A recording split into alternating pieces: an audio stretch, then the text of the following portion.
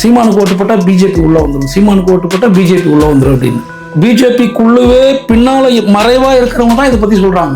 நாங்கள் என்ன சொல்கிறோன்னா, இப்போது நாங்கள் தெளிஞ்சிட்டோம், இப்போ தெளிஞ்சிருக்கிறோம். சேர்ந்தா எங்கள் திருச்சபை திமுகவுக்கு ஓட்டு போட்டோம், திமுக ஜெயிச்சிருச்சு. இப்போ அவங்க என்ன நிறுத்திட்டாங்களா?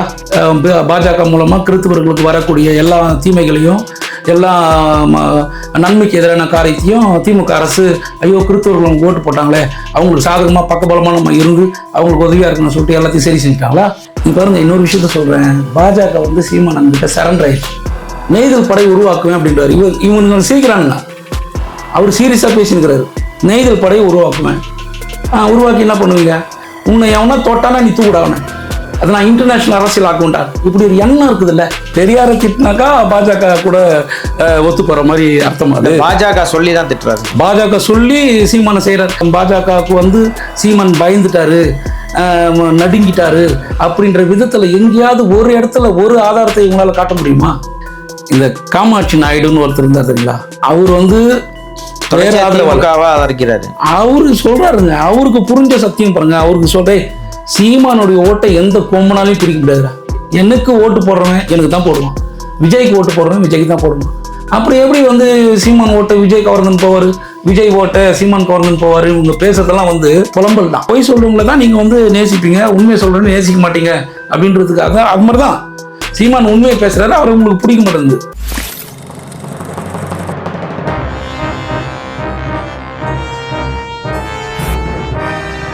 உலக தமிழர்கள் அனைவருக்கும் அன்பு வணக்கம். இன்னைக்கு நங்கூரமலையில் தமிழ் தேசிய கிறிஸ்தவ இயக்கத்தினுடைய நிறுவனர் அண்ணன் குறளணியன் அவர்களோடு உரையாட இருக்கிறோம். பல்வேறு அரசியல் கருத்துக்களை பதிவு செய்ய இருக்கிறார். அண்ணா வணக்கண்ணே. தம்பி வணக்கம். எப்படி இருக்கீங்கண்ணா? நலமா இருக்கு, மகிழ்ச்சியா இருக்கு. நீண்ட நாட்கள் ஆச்சு. ஆமா. அதாவது அரசியல் சூழல் பரபரப்பாக இருந்து கொண்டிருக்கு. குறிப்பாக பாரதிய ஜனதா கட்சியோடு நாம் தமிழர் கட்சி கூட்டணி வைக்க போகிறது. நிர்மலா சீதாராமனை செந்தமிழன் சீமான் சந்தித்திருக்கிறார். 2026 நாம் தமிழர் கட்சி கூட்டணிக்காக தயாராகி கொண்டிருக்கிறது என்று சொல்றாங்க. அதை எப்படி பாக்குறீங்கன்னு? எனக்கு உண்மையிலே ஒரு கிறிஸ்தவனா இருந்துக்குன்னு இது வித்தியாசமான பதில தான் எதிர்பார்ப்பாங்க. ஏன்னா கிறிஸ்தவர்களுக்கு மத்தியில் ஒரு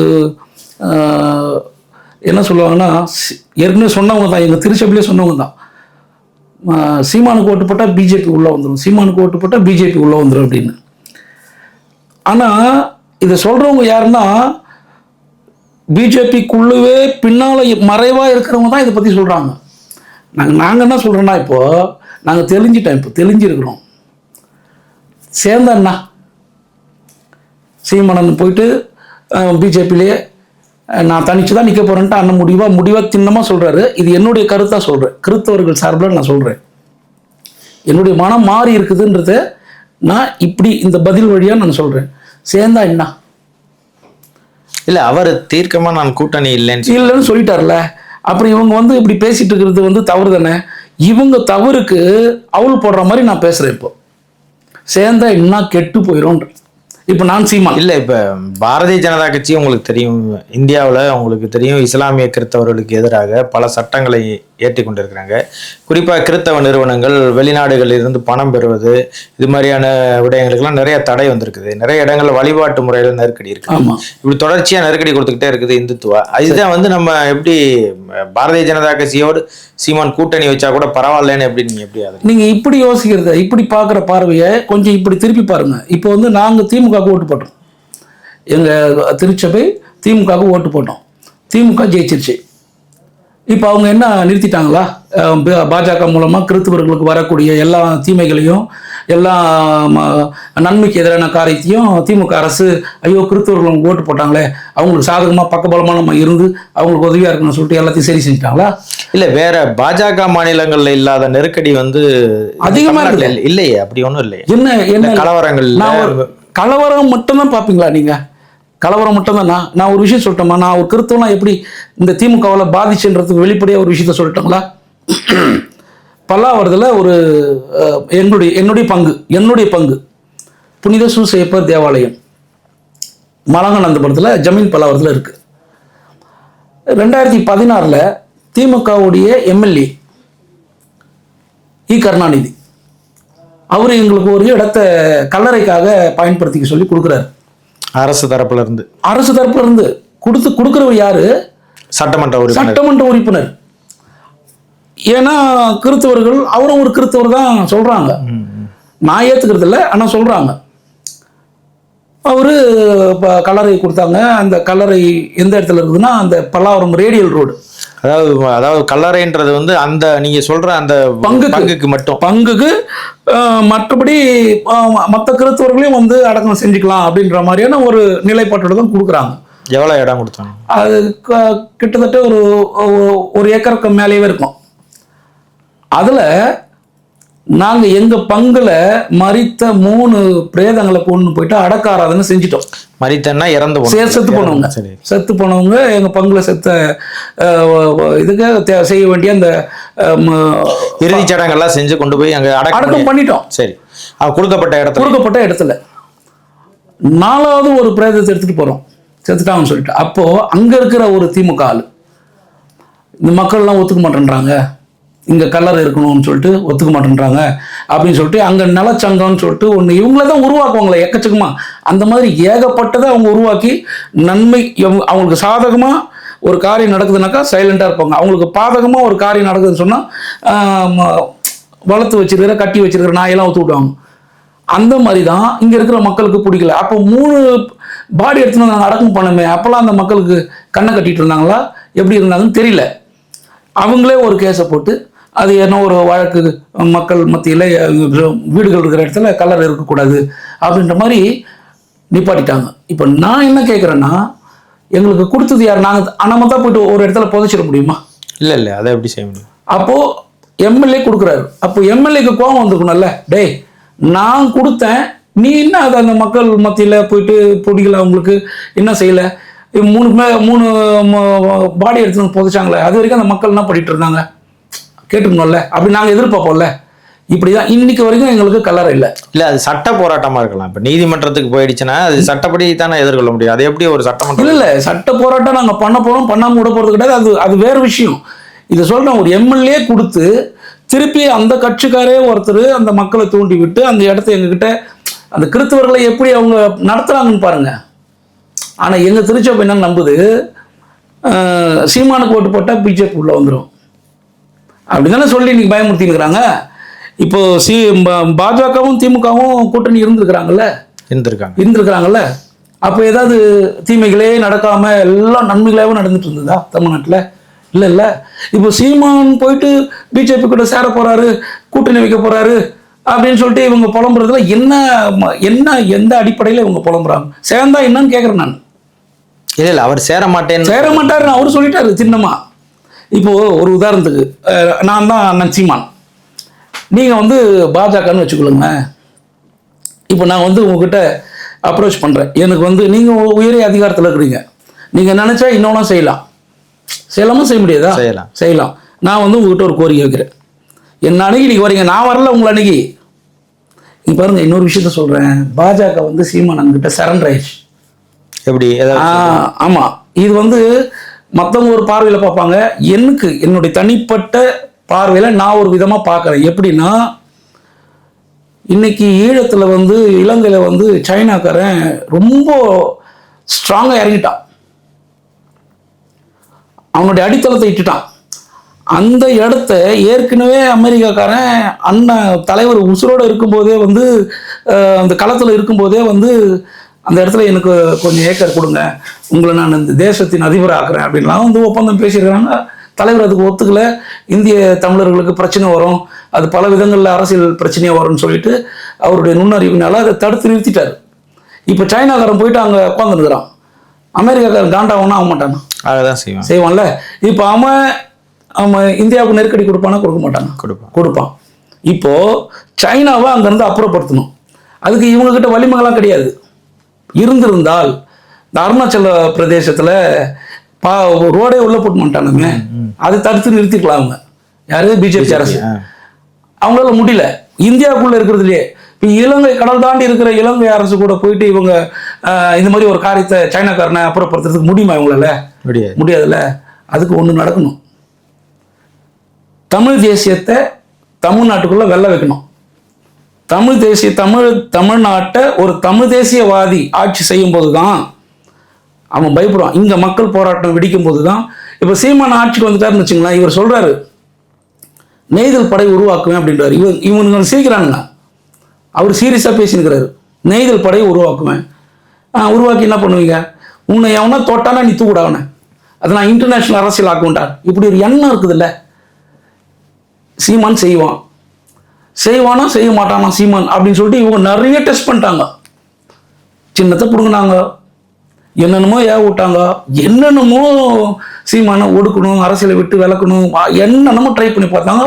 திராவிட அரசும் சரி, பாஜக அரசும் சரி. ஆனால் முடியாத பட்சத்தில் ஒருத்தர் என்ன பண்ணுவான், புத்திசாலி, சமாதான பேச்சுவார்த்தைக்கு ஆயிட்டான். கடவுள் சொல்றாருங்க, நான் உங்களுக்கு ஒரே ஒரு இறை வார்த்தையை மட்டும் நான் வாசிக்கிறேன். ஏன் நீதிமொழிகள் அப்படின்னு ஒரு புத்தகங்க பழைய ஏற்பாட்டில் இருக்கு, பைபிளில் இருக்கு. அதில் ஒருவருடைய செயல்கள் கடவுளுக்கு உகந்தவையாக இருக்குமானால் கடவுள் அவருடைய எதிரிகளையும் அவருக்கு நண்பராக்குவார்.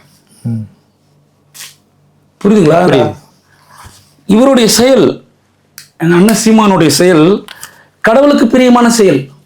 அதனால அவருக்கு எதிரியா இருக்கிறவங்களா நண்பர் ஆக்குறாரு, கடவுள் ஆக்குறாரு. இல்ல அது இப்ப நீங்க சொல்றது இப்ப விலகி கொள்ள முடியுதுனாலும் கூட அதைத்தான் எல்லாருமே பேசுறாங்க. குற்றச்சாட்டா வைக்கிறது என்னன்னா, சீமான் பாஜக சரண்டர் ஆயிட்டாரு, அவருக்கு நிறைய நெருக்கடி இருக்குது, அதனாலதான் அவர் இப்ப பாஜக, ஏன்னா அவருக்கு விஜய் வந்ததுல இருந்து ஒரு பெரிய அச்சுறுத்தலா இருக்குது. விஜய் அவருடைய வாக்குகளை சரிச்சிருவாருன்னு அச்சப்பட்டு தான் பாஜகவோட இணக்கமான போக்குக்கு போறாருன்னு சொல்லி ஒரு குற்றச்சாட்டை தொடர்ச்சியாக ஊடகவியலாளராக இருக்கட்டும், ஒரு ஊடகங்கள்ல ஒரு நரேட்டிவா ஒரு கருத்தை செட் பண்றாங்க. அது எப்படின்னா, பாஜகவின் கூட்டணிக்கு தயாராயிட்டாரு, அவருடைய மனநிலை மாறிடுச்சு, அதனாலதான் பெரியாரை திட்டுறாரு அப்படின்னு இப்படி பல விஷயங்களை சொல்றாங்களே. இதை எப்படி பாக்குறீங்க? பெரியாரை திட்டினாக்கா பாஜக கூட ஒத்து போற மாதிரி அர்த்தம். அது பாஜக சொல்லி தான் திட்டுறாரு, பாஜக சொல்லி சீமான செய்யறாரு. இது போல எங்கேயாவது ஒரு இடத்துல பாஜகவுக்கு சீமான் பயந்துட்டாரு, நடுங்கிட்டாரு அப்படின்ற விதத்துல எங்கேயாவது ஒரு இடத்துல ஒரு ஆதாரத்தை இவங்களால காட்ட முடியுமா? இவங்க யார் இப்படி சொல்லுவாங்கன்னா, திமுகக்கு நடுக்கம். இவங்க சொல்றாங்க சீமான் பயப்படுறாரு சொல்றது. சீமான ஏங்க ஒரு உதாரணத்துக்கு சொல்றேன், விஜய் மேல எவ்வளோ பாசமா இருந்தார் அண்ணா, இருந்தார்ல. நான் கூட நிறைய விஷயங்கள் கேள்விப்பட்டேன், நானும் எதிர்பார்த்தேன் விஜய் கூட அண்ணன் கூட தான் நிற்பாரு. ஏன்னா விஜய் கட்சி தொடங்குறதுக்கு முன்னாடியே அண்ணன் ஒரு டிவியில் ஒருத்தர் கேட்குறாங்க, அந்த நெறியாளர் கேட்குறாரு, விஜய் உங்கள் கட்சிக்கு உங்களோட சேர்ந்து வந்துட்டாருனாக்கா அவருக்கு நீங்கள் என்ன பொறுப்பு கொடுப்பீங்க அப்படின்னு சொல்லிட்டு, அண்ணன் யோசிக்காம துணை முதல்வர்வா என் தம்பி விஜயை நான் செய்வேன், பார்ப்பேன் அப்படின்னு. அப்போ அவருடைய மனசுக்குள்ள அது இருந்திருக்குது. இப்போ அதன் அடிப்படையிலேயே இது நகரம் அப்படின்றது தான் நானும் நினச்சேன். கடைசியில் அந்த மாநாடு நடத்தும் போது விஜய் ஒரு மண்ணும் தெரியாத, ஒரு மண்ணாங்கட்டியும் தெரியாமல் பெரியார் தான் எங்களுடைய கொள்கை தலைவர் அப்படின்னு சொன்ன உடனே தான், அதுக்கு முன்னாடிலாம் அண்ணன் பெரியார் அவ்வளோ பெருசாலாம் பேசுனது கிடையாது. தம்பி சொன்னதுக்கப்புறம், விஜய் சொன்னதுக்கப்புறம் தான் பெரியாரை தலையை நசுக்குனா தான் மற்றது எல்லாமே சரிப்பட்டு வரும்ன்றது. அதுக்கப்புறமா தான் பேச, அது பயந்தது கிடையாதுமா. அது விஜய்க்கு பயந்து இருந்தாக்கா அவர் பேசியிருப்பாரா?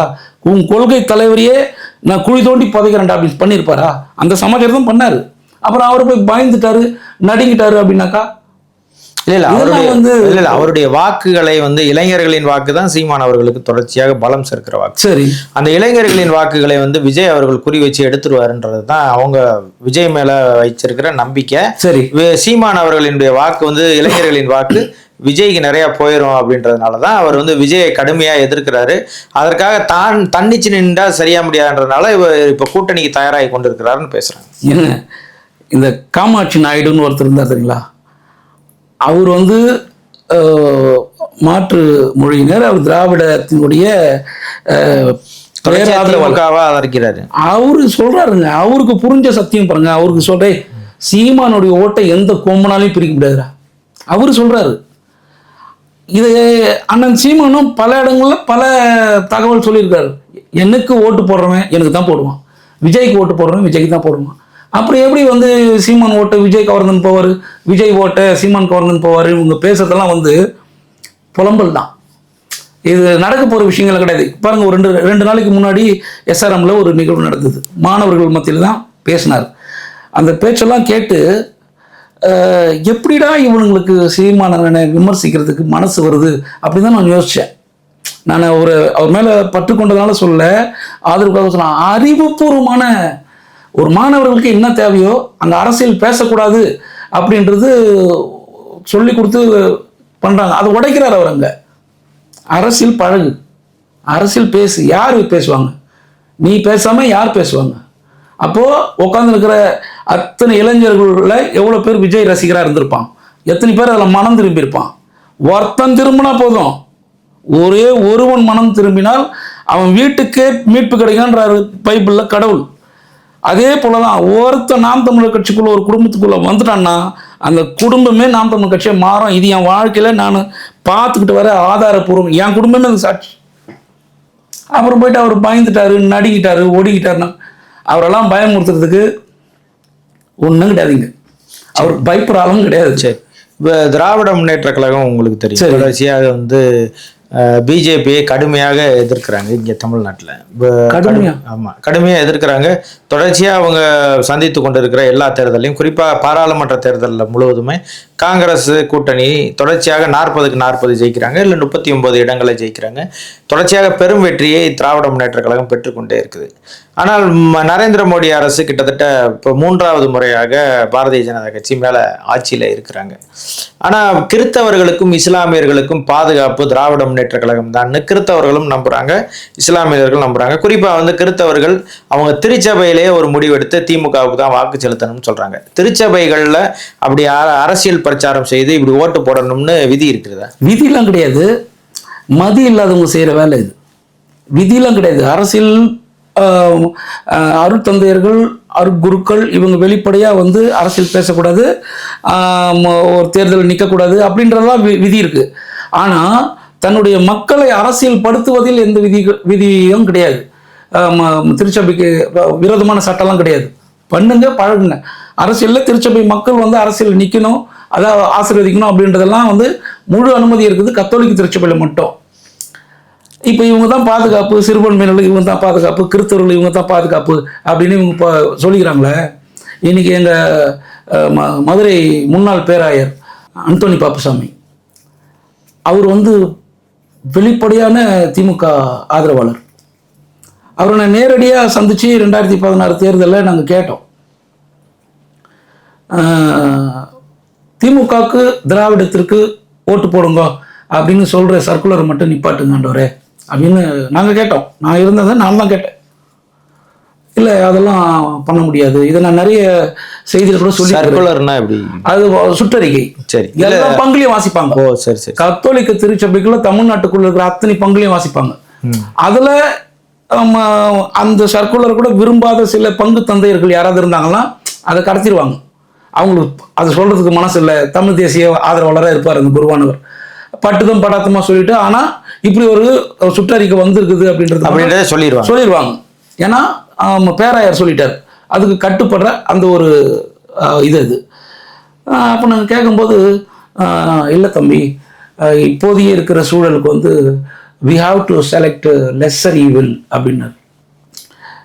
குறைந்த பட்ச தவறு செய்கிறவங்கள தான் நம்ம தேர்வு செய்யணும் அப்படின்னு. அப்போது நான் ஒரு முடிவுக்கு வந்துட்டோம், இவர் சொன்னால் கேட்குற மாதிரி நிலையில் இல்லை அப்படின்னு சொல்லிட்டு அடுத்த கோரிக்கை வைக்கிறோம். என்னென்னா, சரிங்க ஆண்டவரே, பணம் வாங்காமல் காசு வாங்காமல் காசு வாங்கிட்டு ஓட்டு போடுறது பாவம் அப்படின்னு ஒரு சுற்றறிக்கையை கொடுங்க. அவர் சிரிக்கிறாரு. சிரிச்சுட்டு, என்னப்பா நீ இந்த நேரத்தில் தான் அவனுக்கு எதையாவது கொண்டு வந்து கொடுப்பானுங்க நம்ம மக்களுக்கு, அதை வாங்கிட்டு போவாங்க, அதில் போயிட்டு மண்ணை போட சொல்கிற என்ன? அப்போது திருச்சபையினுடைய சிந்தனை எங்க இருக்கு பாருங்க. முழுக்க முழுக்க அவங்களுக்கு திமுகவை ஆதரிக்கணும். திமுக வேற நோக்கம் கிடையாது, திமுகவை ஆதரிக்கணும். இப்போ போயிருக்கிற நாங்கள் அத்தனை பேருமே சீமானின் தம்பிகள், தமிழ் தேசிய கிறிஸ்துவ இயக்கம், அது நாம் தமிழர் கட்சிக்கு ஆதரவான ஒரு இயக்கம். இவனுங்க வந்து கேட்குறாங்கன்னா இது சீமானுக்கு. அதனால தான் சீமானுக்கு ஓட்டு போட்டால் பாஜக உள்ள வந்துடும் அப்படி இந்த பூச்சாண்டியை எங்ககிட்ட காட்டினாங்க. பூச்சாண்டி, பூதம், பேய் எல்லாமே அங்கே தான் இருக்குது எங்க திருச்சபைக்கு. ஆமாம், ஏங்க தப்பு பண்ணுறாங்க, தவறு பண்ணுறான், தெரிஞ்சுக்கின்னு மலையை வெட்டுறான், மணலை அள்ளுறான், சாராயம் காசு விற்கிறான், எல்லாத்தையும் செய்கிறான். அவனுக்கு நீ ஓட்டு போடுன்னு சொல்லிட்டு எங்களை சொல்கிறீங்கன்னாக்கா நீங்கள் யாரு? நீங்கள் யாரு? கடவுள் அப்படி சொல்ல மாட்டார், சத்தியமாக சொல்ல மாட்டார், சொல்ல மாட்டார்ல. ஆனால் அதே பாப்புசாமி இன்னைக்கு எங்கள் முன்னாள் பேராயர் வரக்கூடிய புனித வெள்ளிக்கு அரசாங்க சாராய கடையை மூடணும் அப்படின்னா அரசாங்கத்துக்கு திமுகவுக்கு பரிந்துரை பண்ணாருங்களா ஓட்டு போடணும்னு, அந்த திமுக கிட்ட கெஞ்சிறாரு. விடுவாங்களா? இல்லை, ஏன் வெள்ளிக்கு இல்லையா, புனித வெள்ளிக்கு இல்லையே. 4-5 வருஷமா தொடர்ந்து போராடி இருக்கிறோம். ஃபாதர் ஜெயந்தன் அப்படின்னு சொல்லிட்டு தூத்துக்குடியில் ஒரு அருமையான தந்தை, ஒரு மிகப்பெரிய மதுவுக்கு எதிரான ஒரு போராளி. எல்லா அரசியல் தலைவர்கள்ட்டையும் போயிட்டு அவர் கடிதம் கொடுத்துட்டார். எல்லா அரசியல் தலைவர்கிட்டையும், ஆளுங்கட்சி, எதிர்கட்சி, லெட்டர் பேர் கட்சி, எல்லார்கிட்டையும் போயிட்டார். அவருக்கு பதில் சீமானன்கிட்ட மட்டும் தான் வந்தது. சீமானன் மட்டும்தான் புதுவெள்ளிக்கு அரசு சாராய கடையில் மூடி ஒரு நாள் அதுக்கு அவங்க உணர்வுகளுக்கு மதிப்பு கொடுக்கணும் அப்படின்னு சொல்லிட்டு அவர் சுற்றி திரிந்த எல்லா தலைவர்கள்கிட்ட இருந்தும் அவருக்கு வந்து இல்லை என்ற பதில் தான் அண்ணன் சீமான்கிட்ட இருந்து மட்டும்தான் அறிக்கை போச்சு. புனித வெள்ளிக்கு விட, புனித வெள்ளிக்கு ஆமாம், அவர் அண்ணன் தெளிவாக சொல்கிறார். அவர் சொல்ல தான் முடியும். அந்த நிலையில் தானே அவர் இருக்காரு. கட்டளை போட வேண்டிய நிலையில் இருந்தாக்க எங்களுக்கு பிரச்சனையே இல்லையே. அப்புறம் கிறிஸ்தவர்களுக்கு நாங்கள் பாதுகாப்பு, ஒரே ஒரு நாள் உன்னால் எங்களுடைய உணர்வுக்கு மதிப்பளித்து நீங்கள் கடையை, அந்த சாராய கடையை, மெடிக்கல் ஷாப்பை மூடுன்னு சொல்கிறோம். நாங்கள் பால் கடையை மூடுன்னு சொல்கிறோம். சாராய கடையை மூடுங்க. ஒரே ஒரு நாள், இயேசு கிறிஸ்து படுகொலை செய்யப்பட்ட நாள், உலகமே கொண்டாடுது, துக்கம் அனுசரிக்கிறது. அந்த ஒரு நாளில் நீ வந்து அந்த கடையை திறக்க மாட்டேன், கொள்கை முடிவு இல்லை. புனித வெள்ளின்றது இயேசு கிறிஸ்து கொலை செய்யப்பட்ட நாள், சரி, உயிர் கொடுத்த நாள், சரி, அன்னைக்கு தான் படுகொலையான. ஆமாம், அன்னைக்கு தான் படுகொலை செய்யப்பட்ட நாள். அன்னைக்கு மது கடைகளை மூடுங்க அப்படின்னு நாங்கள் கேட்கறது தவிர, உலகம் முழுவதும் அனுசரிக்கிற நாள் அது குட் ஃப்ரைடே அப்படின்னு. அதாவது வந்து கிறிஸ்தவர்கள் எல்லாரும் உலக நாடுகள் முழுவதும் உலகத்தில் இருக்கிற எல்லா கிறிஸ்தவனுக்கும் குட் ஃப்ரைடே அன்னைக்கு துக்க நாள். அதுக்கப்புறம் 3வது நாள் தான் அவர் கொலை செய்யப்பட்டு அன்னைக்கு வெள்ளிக்கிழமை அன்னைக்கு புதைக்கப்பட்டு ஞாயிற்றுக்கிழமை அன்னைக்கு உயிர் தள்ளுறது, அதான் ஈஸ்டர்னு கொண்டாடும், உயிர்ப்பு பெருவிழா அப்படின்னு சொல்லிட்டு. ஆனா அதுக்கு கேட்கல, புனித வெள்ளிக்கு மட்டும் கேட்கிறோம். அதாவது அவர் உயிர் திறந்த நாளை, ஆமா, உயிர் திறந்த நாளுக்காக நாங்க கேட்கிறோம். அன்னைக்கு நாங்க துக்கமான நாள், அன்னைக்கு நீங்க மது கடைகளை மூடுங்க அப்படின்னு கேட்கிறோம். மகாவீர் ஜெயந்திக்கு மூடுறீங்க. ஆமா. அப்போ ஏனைய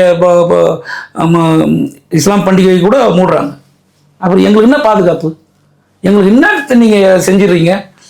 எந்த விதத்தில் நீங்கள் எங்கள் பாதுகாப்புன்னு சொல்லி தைரியமாக சொல்கிறீங்க? இப்போ நான் சொல்கிறேன் ஒரு கிறிஸ்தவன், பொய்யா சொல்கிறேன்? சத்தியம் தானே சொல்கிறேன்.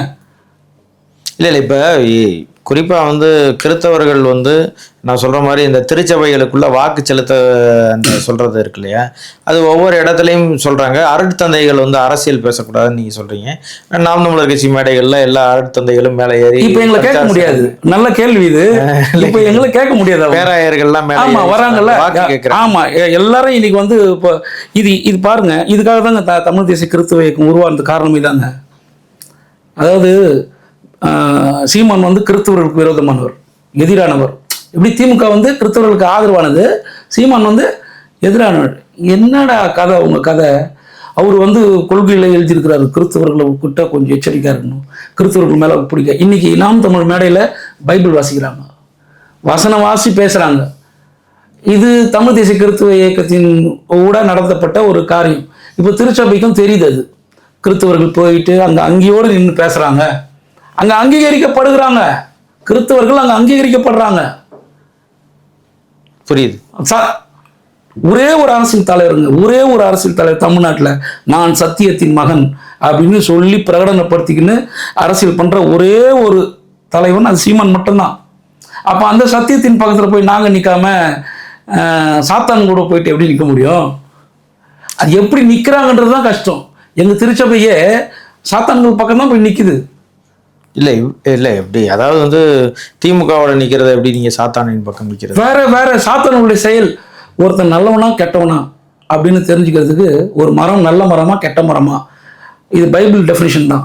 அதன் கனிகளை கொண்டு அறியலாம். நீ ஒன்றும் கன்ஃபியூஸ் ஆகணும்னு அவசியம் இல்லை. அந்த கனி கனிஞ்சு வர வரைக்கும் காத்து. அது கணிஞ்சு இப்போ எடுத்துன்னு ஐயோ இந்த மாங்காய் புளிக்குதுரா, இந்த மரத்து மாங்காய் நல்லா இனிப்பாக இருக்குதுரா சொல்கிறோம்ல நம்ம. அதே போல தான் உங்களுக்கு தெரியல, இவ்வளோ கல்வி நிறுவனங்கள் வைக்கிறீங்க, இவ்வளோ தியானங்களை நடத்துகிறீங்க, இறையில் சொல்லிக் கொடுக்குறீங்க, அறிவியலில் சொல்லிக் கொடுக்குறீங்க, புவியியலில் சொல்லிக் கொடுக்குறீங்க. ஏன் எங்களுக்கு அரசியலில் சொல்லித் தரல? நீங்கள் விரும்புகிற அரசியலையா எங்கிட்ட திணிக்கிறீங்க? திமுக எந்த விதத்தில் உங்களுக்கு நன்மை செஞ்சுன்னு சொல்லிட்டு அதுக்கு ஆதரவு தெரிவிங்கன்னு சொல்லிட்டு எங்ககிட்ட நீங்கள் பரிந்துரைக்கிறீங்க. என்ன விதத்தில் நன்மை செஞ்சது? அது சமீபத்தில் வந்து தொடர்ச்சியாக வந்து திமுகவை ஆதரித்து கொண்டிருக்கிற ஐயா பேராயர் இறந்து போனாங்க, உங்களுக்கு தெரியும். அவர் ஐயா சர்க்குணம் ஐயா. அவர் அறிவிக்கப்படாத திமுகவின் பொதுக்குழு உறுப்பினர் அப்படி இருப்பாங்க. ஐயா தொடர்ச்சியா திமுகவை ஆதரிச்சு எல்லா தேர்தல்கள்லயும் ஆதரிச்சு கொண்டிருக்காங்க. ஆனா அவங்க இறந்த போது நீங்க அரசு மரியாதை கேட்டு கோரிக்கை வச்சு எங்க ஐயா சாமி தாஸ் தான் அதை போயிட்டு முன்னிருந்து பண்ணி அதுக்கும் அண்ணன் தான் வந்தாரு. சீமண்ணன் வராருன்னு தெரிஞ்சதுக்கு அப்புறம் அந்த காரியத்தை மாத்துறாங்க. இல்ல அரசு மரியாதை ரொம்ப நேரம் கொடுக்கப்படாம இருந்துச்சு, அப்புறம் கடைசியா தான் கொடுக்கப்பட்டுச்சுன்னு சொல்லி. ஆமா, அண்ணன் வர்ற செய்தியை தெரிஞ்சுக்கிட்டு ஐயா அதுக்கான எல்லா ஏற்பாடும் பண்ணிட்டார். சாம் ஏசுதாஸ் ஐயா எல்லாத்தையும் பண்ணதுக்கு அப்புறம் அந்த செய்தி திமுகவுக்கு தெரிஞ்சு அரசு மரியாதை கொடு. ஏன்னா நாங்கள் திடுதுப்புன்னு போய் கேட்கல. பங்காரடிகளார் ஐயா இருந்தார்ல, அதுக்கு அரசு மரியாதை கொடுத்தீங்களா? அப்போ எங்களுக்கு ஏன் கொடுக்கக்கூடாது? நீங்கள் உங்கள் கூடவே கடந்தார் அவர். காலதாமதம் பண்ணாங்க, ஆனால் இவரும் விடுற மாதிரி இல்லை. முதல் நாள்ல இருந்து கேட்டு. ஆமாம், அதுக்கப்புறம் கடைசி நேரத்தில் அண்ணன் சீமான் வராருன்ற செய்தி வந்ததுக்கு அப்புறங்க அது நடக்குதுங்க. அப்போ மாறுது இல்லை, அதை மாற்றக்கூடிய வல்லமையும் சக்தியும் சீமானுடைய அந்த அந்த அந்த இதுகிட்ட இருக்குது, அந்த பவர்கிட்ட இருக்குல்ல. இவங்க பயப்படுறாங்க, இவங்க அந்த பயத்தை எப்படி வெளிப்படுறாங்கன்னு சீமான் பயப்படுறாரு. இதான் உண்மை. அது அவர் பயப்படுற மாதிரி தான் நாங்களாம் கூட இருக்குது வேஸ்ட் இல்லை. நாங்கள் எதுக்கு ஒரு பயந்தாங்கோலி கூட போய் சுற்றிட்டு வரணும்னா? எங்களுக்குலாம் இப்போ ரக்கையை நிமித்திக்கின்னு நெஞ்சை நிமித்தி தலையை நிமித்தி யார் கூட இருக்கிற? சீமான் கூட இருக்கிறேன் சொல்ல முடியுதுல்ல எங்களுக்கு. அப்பானா அப்படிதான், இதுதான் அப்பாவுக்கு அழகு. நீங்களாம் சும்மா அப்பாலாம் ஒரு பிள்ளைங்களுடைய கௌரவமாக ரோட்டில் நடக்கும்போது இன்னார் புள்ளடாயவன் அப்படின்னு சொல்கிறது தானே பிள்ளைங்களுக்கு கௌரவம். அப்புறம் எங்களுக்கு தந்தையானவர் எப்படியாப்பட்டவர்ன்றது எங்களுக்கு தெரியும். அப்பா அப்பான்றாங்கன்னு சொல்லிட்டு தப்பாக வேலையை பார்த்துருந்தாக்கா எப்படி? இது நல்லா அப்பாவா? சரி, இப்போ திராவிட முன்னேற்ற கழகத்தினுடைய இந்த 4 ஆண்டுகளுக்கு மேலே முடிஞ்சிருச்சு. சின்ன ஓராண்டு தான் இருக்குது. தொடர்ச்சியாக வந்து பல்வேறு விடயங்களை பேசிக்கொண்டே இருக்கிறாங்க. நாங்கள் எல்லா நலத்திட்டங்களையும் நாங்கள் சொன்ன வாக்குறுதிகள் எல்லாத்தையுமே நாங்கள் நிறைவேற்றிட்டோம். 90% வாக்குறுதிகளை நிறைவேற்றிருச்சு இந்த அரசு. ஒரு சிறந்த அரசாக இது நடந்து கொண்டு இருக்கிறது. என்னை எல்லோரும் அப்பா வென்று அழைக்கிறார்கள் சொல்றாங்க. அதே போல வந்து உங்களுக்கு தெரியும், நீட் தேர்வை வந்து ரத்து செய்யணும்னு சொன்னாங்க. நான் ரத்து செய்ய முடியல, அதுக்கு பல காரணங்களை சொன்னாங்க. இப்போ நாங்கள் சட்ட போராட்டம் நடத்தி ரத்து செய்வோம்னு சொல்றாரு முதலமைச்சர். இப்போ அனைத்து கட்சி கூட்டத்தை போட்டு, இப்போ அனைத்து கட்சி கூட்டத்துக்கு வந்து பாஜக வரல, அதிமுக வரல. அதிமுக அவங்கெல்லாம் புறக்கணிக்கிறாங்க. அப்போ அவர்களுக்கு மக்களின் மீது வந்து அக்கறை இல்லைன்னு சொல்றாங்க. இதை எப்படி பார்க்குறீங்க? அந்த நீட்டு தேர்வை பற்றியான அந்த அந்த அந்த வழக்கை பண்ணுறவங்களே வந்து நம்ம ஒரு ப. சிதம்பரம் ஐயாவுடைய மனைவி தானே. ஆமாம், அவங்க தெளிவாக சொல்லிட்டாங்க, டேய் நீ என்ன சட்ட போராட்டம் பண்ணாலும் இது நடக்காது, இதை மாற்ற முடியாது அப்படின்னு தெளிவாக சொல்லிட்டாங்க. அது மக்கள் எல்லாருக்கும் போய் சேர்ந்துருச்சு, அந்த செய்தி சேர்ந்துருச்சு. இன்னும் எந்த மாதிரி போய் சொல்லிட்டு இருக்கிறீங்க? சட்ட போராட்டம் பண்ணுவோம். எங்களுக்கு தெரிஞ்சிடுச்சியா? நாங்கள் தெரியாமல் கிடந்தோம், உங்களை நம்பணும், மறுபடியும் உங்களுக்கு ஓட்டு போட்டோம். எங்களுக்கு இப்போ தெரிஞ்சு போச்சு, உண்மை தெரிஞ்சு போச்சு. நீ மறுபடியும் போய் சொல்லாத. இந்த முறை பாருங்க, இந்த 2026 பாருங்க, அவங்க வாங்க போகிற ஓட்டு விகிதத்தை பாருங்க. ஒன்று ரேட்டை ஏற்றுவாங்க, ஓட்டுக்கான ரேட்டை ஏற்றுவாங்க. அப்படி இல்லைனாக்கா பணம் தான். பணத்தை தவிர அவங்களால ஜெயிக்க முடியாதுங்க தம்பி, அவங்களால வெல்லவே முடியாது. நீட்டை நாங்கள் சட்ட போராட்டம் பண்ணுவோம், இதெல்லாம் இனிமேல் நம்புறதுக்கு மக்கள் தயாராக இல்லை. அப்புறம் இதை போய் சொல்லிட்டு இருக்கிறீங்க. அந்த அம்மா சொல்லிடுச்சுல, அந்த அம்மா நீங்கள் சண்டை போடுங்க. ஏன் இல்லை, எப்படி இல்லை அப்படின்னு சொல்லி கேளுங்க. ரொம்ப தூரத்தில் கேட்குறாங்க. என்ன சட்ட போராட்டம் பண்ணி என்ன நீக்கிறீங்க நீங்கள்? இப்போ கூட ஒரு பிள்ளை தற்கொலை பண்ணி செத்து போயிருக்குது. அவங்க அப்பா வந்து சமோசா விற்று போயிட்டு கஷ்டப்பட்டாங்க. அது அந்த கதிரெல்லாம் நான் பிள்ளைகளை பெற்றவன். அதெல்லாம் இந்த சாபெல்லாம் சும்மா விடாது, இதெல்லாம் சும்மாவே விடாது. அப்புறம் இந்த சட்ட போராட்டம் பண்ணி நாங்கள் வெற்றி பெறுவோம்னு பொய்யெல்லாம் எதுக்கு? பொய் உச்சாந்தல்லேருந்து உள்ளாங்கல் வரைக்கும் பொய்களுக்கு அப்பன். பைபிள் இருக்குது, அந்த வார்த்தை கூட இருக்குது. பொய்யின் பிதா. நீங்கள் அந்த அவங்களுடைய பிள்ளைகளாக நீங்கள் இருக்கிறதுனால நீங்கள் பொய் சொல்றவங்கள தான் நீங்கள் வந்து நேசிப்பீங்க, உண்மையை சொல்கிறேன்னு நேசிக்க மாட்டீங்க அப்படின்றதுக்காக தான். அது மாதிரி தான் சீமான் உண்மையை பேசுகிறாரு, அவர் உங்களுக்கு பிடிக்க மாட்டேங்குது. கல்லாப்பா பொய்யா சொல்கிறாரு, அதனால உங்களுக்கு அவரை நல்லா அப்பான்னு நீங்கள் சொல்லுவீங்க. சொல்லிட்டு போங்க, நாங்கள் சொல்ல மாட்டோம். சீமான் அவர்கள் வந்து ஒரு தடவை மேடையில் பேசும்போது ஒரு 2 ஆண்டுகளுக்கு முன்பாக நீங்கள் சாத்தானின் பிள்ளைகளாக மாறி பல ஆண்டுகள் ஆயிடுச்சுன்னு சொல்லி சொன்னாங்க. அது வந்து இஸ்லாமியர்கள் மத்தியிலும் கிறிஸ்தவர்கள் மத்தியிலும் ஒரு பெரிய பேசு பொருளாக்கப்பட்டுச்சு. ஆமாம், சீமான் வந்து எப்படி எங்களுக்கு வாக்களிக்காதவர்கள்லாம் திமுகவுக்கு வாக்களிச்சு நீங்கள் வந்து சாத்தானின் பிள்ளைகளாக மாறிட்டீங்க, அப்போ உங்களுக்கு ஓட்டு போடலைன்னா நாங்கள் சாத்தானின் பிள்ளையா அப்படின்னு சொல்லி கடுமையான விமர்சனங்களை எல்லோரும் வைத்தாங்க. அது எப்படி கிறிஸ்தவர்கள் மத்தியில் எப்படி அது பார்க்கப்பட்டுச்சு? குறிப்பாக திருச்சபைகளுக்குள்ள நீங்கள் குறிப்பாக பேராயர்கள் அருட்தந்தையர்கள் எல்லோரோடையும் நீங்கள் நெருங்கி பழகக்கூடிய ஆள், அது எப்படி அந்த வார்த்தை எப்படி எதிரொலிச்சிச்சு? இல்லை, அது பெருசாலாம் பாதிக்கப்படல. இந்த திமுகவுக்கு ஆதரவாக இருக்கிற ஒரு சில அமைப்புகள் இருக்குதுங்களா, ஒரு சில 200 rupees குலிபகஸ், அவங்க வந்து இதை ஊதி பெருசாக்குனாங்க. எங்கள் திருச்சபைக்குள்ள அந்த மாதிரி சலனமே வரல. ஏன் வரலன்னா, கடந்த தேர்தலில் ஜார்ஜ் பொன்னையா அப்படின்னு ஒரு அருட்தந்தை கன்னியாகுமரி மாவட்டத்தில் பாரத மாதா பற்றி ஏதோ சொல்லிட்டார் அப்படின்னு சொல்லிட்டு அவரை பூச்சி உள்ளே போட்டாங்க.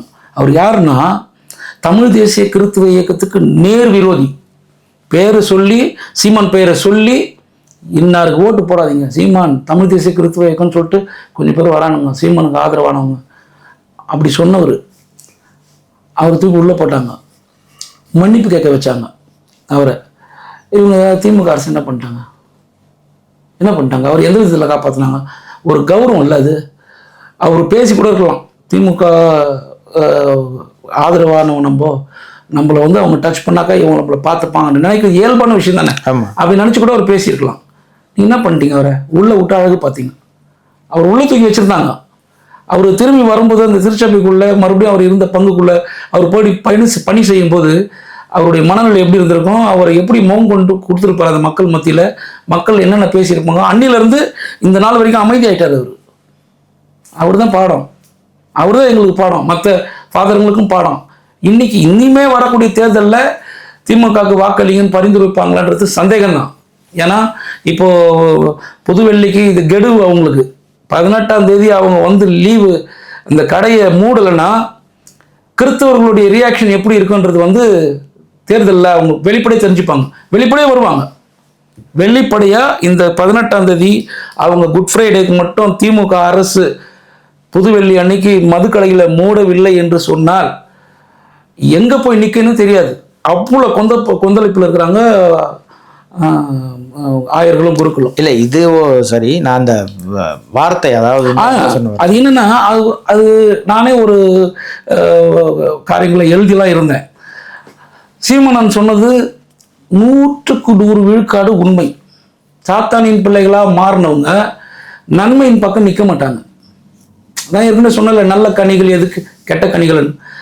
அவர் பைபிள் படிக்கிறாரு, சீமானன் பைபிள் படிக்கிறாரு, அவருக்கு தெரியுது சத்தியத்தின் பக்கம் நிற்கிறவங்க தானே சத்தியத்தின் பிள்ளைகள். கடவுளின் ஆவியால் இயக்கப்படுகிறவர்களே கடவுளின் மக்கள். அவர் எல்லாத்தையுமே படிக்கிறாரு, பைபிள் படிக்கிறாரு, குரான் படிக்கிறாரு.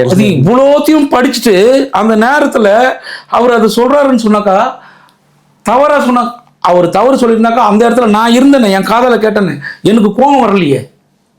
ஏன் கோபம் வரலன்னா, என் கூட கடவுள் இருக்காரு, என் கூட சத்தியம் குடிக்கொண்டு இருக்குது. அது பிளஸ் பண்ணது என்ன? கரெக்டு, சீமான் சொல்றது கரெக்டு, போயிட்டு உன் திருச்சபைகளை நீ பேசு போ அப்படின்னு எனக்கு உந்து சக்தி ஆகுது உள்ள. அப்போ எனக்கு அது கரெக்டுன்னு படும்போது மற்றவங்களுக்குலாம் அது தவறுன்னு படும்போது, அப்போ யார் அந்த தவறு செய்கிறவங்க? சாத்தானின் பிள்ளைகள். அவங்களுக்கு தவறாக தான் தெரியும், சத்தியத்தை அவங்களால ஏற்றுக்கொள்ளவே முடியாது தம்பி. நடக்காத ஒரு சமாச்சாரம், இந்த அம்மா நிதி அமைச்சர் அம்மா நிர்மலா சீதாராமன் அவங்கள வந்து சந்திச்சிட்டாரு, சீமான் போய் சந்திச்சிட்டாரு. அவ்வளோ எண்ணம் 1 மணி நேரத்தில் திக்கு திக்கு திக்கு திக்கு திக்கு பற்றி எரிஞ்சுது. எனக்கு ஒரே குழப்பம், என்னடா டே, வரலாற்றில் ஜீசஸ்க்கு முன்னாடி சாத்தானே வந்து நின்றுச்சான். 2 பேரும் டைரக்டாக சந்திக்கிறாங்க, சாத்தானும் சந்திக்குது, சாமியும் சந்திக்குது. அங்கே கூட இவ்வளோ குதிர்க்கம் இல்லை, அங்கே கூட இவ்வளோ பெரிய போராட்டம் இல்லை. என்னடா இது, சீமான் போயிட்டு அவங்கள சந்திச்சிட்டாரு, என்ன சந்திச்சிட்டாரு? அப்போ நீலாம் போய் சந்திக்கிறீங்க, அதெல்லாம் எப்படி? அது கோ பேக் மோடின்னு சொன்ன வாய் வெல்கம் மோடின்ற அது என்ன கால மாற்றம்? இத்தனைக்கும் நீ ஆட்சியில் இருக்கிற, நீ ஆட்சியில் இல்லாத இருந்தால் கூட பரவாயில்ல, நீ ஆட்சியில் இருந்துக்கின்னு வெல்கம் மோடினாக்கா என்ன விஷயம், உன் கதை என்ன? அப்போ நீ பர்ஃபெக்டாக இல்லை, நீ தூய்மையாக இல்லை. உன் கை கரை, உன் வாய் கரை, உன் மனசு கரை, அது அவங்களுக்கு தெரியுது. உன்னை தூக்கி உள்ளே வச்சுருவாங்கன்னு நல்லா புரியுது. அதனால் பம்பி தான் ஆகணும். உன் பயத்தை சீமான் தைரியமாக பேசுகிறாருல்ல, அதை வந்து போட்டு அமுக்கணுனாக்கா அவன் பயப்படுறாரு. இவங்க பயத்தை இப்படி திருப்பி விடுறது, மடை மாற்றுறதுல இவங்களை விட. சரி, தொடர்ச்சியா திமுகவினுடைய அமைச்சர் பெருமக்கள் எல்லார் வீட்டிலையுமே இடி ரைடு உங்களுக்கு, வருமான வரி சோதனை நடக்குது, பல வழக்குகள் நடக்குது. ஆனா எதுலையுமே யாருமே தண்டனை ஆக மாட்டாங்க, யாருக்கும் எந்த விதமான நெருக்கடியும் வர மாட்டுது, யாரையும் பிடிச்சி சிறைப்படுத்த மாட்டாங்க. செந்தில் பாலாஜி ஒருத்தர் மட்டும் சிறையில வச்சாங்க. அதற்கு பிறகு எந்த அமைச்சர் மேலேயும் நடவடிக்கை இல்லை. குறிப்பா பொன்முடி மேல வழக்கு வந்துச்சு, அது விடுதலை ஆக்கப்படுது, அதுக்கு உடனே தடை கொடுக்குறாங்க. அதே போல செந்தில் பாலாஜியினுடைய தம்பி 2 ஆண்டுகளா தேடப்பட்டு இருந்தாரு. நேத்து வந்து ஆஜராயிருக்காரு. வந்த உடனே அவருக்கு பிணை கொடுத்து வெளியே இருக்காங்க. அதே போல வந்து செந்தில் பாலாஜி இவர் KN நேரு வீட்டுல இடி ரைடு நடந்துகிட்டு இருக்கு. எதுவுமே எந்த விதமான நடவடிக்கை இல்லை. டாஸ்மாக் உள்ளக்க போய் 1000 கோடி ரூபாய் ஊழல் நடந்துச்சுன்னு வெளிப்படையா சொல்றாங்க. யாருமே கைது செய்யப்படல. இப்படி தொடர்ச்சியா நடந்து கொண்டே இருக்கிறது. ஆனால் பாரதிய ஜனதா கட்சி எந்த விதமான ரியாக்ஷனையும், ஆனா அண்ணாமலை சொல்றாரு, நான் வந்து திமுகவை அழிக்காம விட மாட்டேன், அவன் DMK ஃபைல்ஸ் வெளியிடுறேன், இவ்வளவு ஊழல் பணம் வச்சிருக்காங்கன்னு அவர் வெளிப்படையா சொல்றாரு. திமுக தரப்புல இருந்து அதுக்கு எந்த விதமான ரியாக்ஷன் இல்லை. அவர் சொல்றது பொய்ன்னு கூட யாரும் சொல்லல. ஆனா இப்படி எதுவுமே செய்யாம இருக்கிறாங்க. ஆனால் எந்த நடவடிக்கையும் ஈடியோ யாருமே எடுக்காம இருக்காங்க. எப்படி பாக்குறீங்க? ஏன்னா பல மாநிலங்கள்ல முதலமைச்சர்களே கைது செய்யப்படுறாங்க ஈடியால. தமிழ்நாட்டு முதலமைச்சர் மேலேயோ அமைச்சர் பெருமக்கள் மேலேயோ எந்த நடவடிக்கை? இவர் கூட கைது செய்யப்படல. டெல்லியில கெஜ்ரிவால் அவர் கூட கைது பண்ணிக்க. இப்ப ஏன் இவங்க, நான் கேட்க வேண்டிய கேள்வி இது, இவங்க இந்த மாதிரி சீமன் மேல அவதூறு பரப்புறாங்களே, இவங்க மேல ஏன் இந்த இவ்வளோ பிரச்சனைகள் இருக்குது? 1000 லட்சம் கோடியா? 1000 கோடி டாஸ்மாக் என்னது இது? தெரியுதில்ல, வெளிப்படையே தெரியுதில்ல, ஏன் கைது பண்ண மாட்டீங்க? கொஞ்ச நாளுக்கு முன்னாடி இதே வாய்களா தான் சீமானை ஏன் இவங்க கை பண்றாங்க? சீமான் கையை பகுறாரு, பிஜேபி கூட ஒட்டி உரசுறாரு, அவங்க போயிட்டு மிங்கிலிங்க போறாங்க. அதனால தான் இவ்வளோ பிரச்சனைகளுக்கும் அவரை கைது பண்ண மாட்டாங்க. ஆதாரமற்ற குற்றம் அதெல்லாம் ஒன்று கூட நீங்க இது வரைக்கும் சீமானன் மேல வச்ச குற்றங்கள் ஒன்று கூட இது வரைக்கும் நிரூபிக்கப்படலை. அப்படி எப்படி கைது செய்வாங்க? ஆனா நிரூபிக்கப்பட்ட உண்மைகள் இவ்வளவு இருக்கும்போது உங்களுக்கு கைது பண்ணலைய காரணம் என்ன? என்னதான் விஷயம் அது? காலையில இல்ல இதெல்லாம் திருச்சபைக்குள்ள பேசப்படுது, அது பேச மாட்டாங்க. திருச்சபைக்கு வந்து இந்த குதிரைக்கு இது லாபம் கட்டாங்க தெரியுங்களா? அந்த மாதிரி திமுகவுக்கு இந்த சைடு இப்படி கட்டி விட்டு அப்படியே பார்ப்பாங்க. அது திமுக மட்டும்தான் பார்ப்பாங்க. அதுதான் அவங்களுக்கு. அதை மாற்றணும் அப்படின்றது தான். இல்லை, அந்த மக்கள் மத்தியில் இருக்குது, அது பேசு பொருளாக இருக்குது. கிறிஸ்தவர்கள் மத்தியில் இது எங்ககிட்ட எங்ககிட்ட ஒரு இது இருக்கு, ஒரு பண்பு என்னன்னாக்கா கீழ்ப்படிதல் அப்படின்னு சொல்லிட்டு திருச்சபை மக்களுக்கு ஒன்று இருக்குது. 1000 சொன்னாக்கா நாங்கள் எல்லாரும் கேட்போம். ஒரு கடிதம் இவ போப்புக்கிட்ட ஒரு கடிதம் வருதுன்னு வச்சுங்களேன், உலகத்தில் இருக்க எல்லா கத்தோலிக்க திருச்சபையும் கட்டுப்படும். அந்த அந்த அது நல்லதோ கெட்டதோ அது கட்டுப்படுவாங்க. அந்த மாதிரி மயிலாப்பூர் பிஷப் இவர் ஒரு கடிதம் எல்லா சர்ச்சுக்கும் பாஸ் பண்ண அப்படின்னு கடிதம் கொடுத்துட்டாருன்னா அதுக்கு எல்லாம் கட்டுப்படுவாங்க. அந்த மாதிரி தான் இதுக்கு 1000களுக்கு கட்டுப்படக்கூடிய. ஆனால் அந்த நிலை இப்போ மாறி போச்சு. இப்போ அவங்க அந்த நினைப்பிலே இருந்துக்கணும்னா இப்போ பல காரியங்களாம் செய்ய முடியாது. செய்கிற மாதிரி இருந்திருந்தால் அவர் வந்து சாராய கடையை மூடுன்னு சொல்லி வெளிப்படையாக வந்திருக்க மாட்டார். ஏன்னா இத்தனை ஆண்டுகளமாக வரலையே, நாங்கள் தொடர்ச்சியாக நாங்கள் பண்ணிருக்கிறோம். அந்த நெருக்கடினால இவனுங்க நம்ம விட்டாலும் இவனுங்க விடுற மாதிரி இல்லை. இதுக்கு நம்ம வந்து கோரிக்கை வச்சு நம்ம வந்து அரசுக்கிட்ட நம்ம கேட்கலனாக்கா இவனுங்க நம்மளுக்கே வந்து நோட்டீஸ் அடிச்சுலாம் விட்டுவாடுங்க. ஏன்னா ஜனநாயக கடமை தானே இது. இறையில சொல்லி தரீங்க எங்களுக்கு. ஒரு பலிப்பீடத்தில் நின்றுக்கிட்டு தப்பு செய்கிறவனுக்கு துணையா போ அப்படின்னு சொல்லுவீங்களா? உங்களால பலிப்பீடத்தில் சொல்ல முடியல. அப்புறம் எப்படி திமுக ஓட்டு போட சொல்றீங்க? ஒட்டுமொத்த கரப்டடே அவங்க தானே. தீமைகளின் ஒட்டுமொத்த சைத்தான்களின் கூடாரமே அதானே. அங்கே போயிட்டு நீ வந்து எங்களுக்கு பரிந்துரை பண்ணுறேன்னா அப்போ நீ எவ்வளோ பெரிய சாய்த்தானா இருப்பா அப்படின்னு சொல்லிட்டு நாங்கள் சிந்திக்க வேண்டிய சூழலில் கொண்டு வந்து விட்டுறீங்களே. அதுதான் இது. அந்த கோபத்தில் தான் நான் சொன்னார், நீ அவங்க சைத்தானின் பிள்ளைகளாக மாறி ரொம்ப நாள் ஆச்சு அப்படின்னு சொல்லிட்டு. ஏன்னா ஒருத்தன் சத்தம் போடுறான், மண் போகுது, மழை போகுது, மரம் செடி கொடி போகுது, பறவைகள் இனெல்லாம் அழியுது, இதை பற்றிலாம் கவலைப்பட்டுக்குன்னு ஒருத்தன் கத்தினுக்கிறான்னா அவனுக்கு ஓட்டு போட்டால் பிஜேபி உள்ளே வந்துன்னு சொல்லிட்டு சாதாரணமாக நீ பேசிட்டு போகிறேன்னா அப்போ நீ யாரு? அதுதான் இப்போ பிரச்சனையே. ரொம்ப நீண்ட நெடிய விவாதங்கள், உங்களுடைய கருத்துக்களை பதிவு செய்ததுக்கு ரொம்ப நன்றி அண்ணா. நன்றிக்கு தம்பி.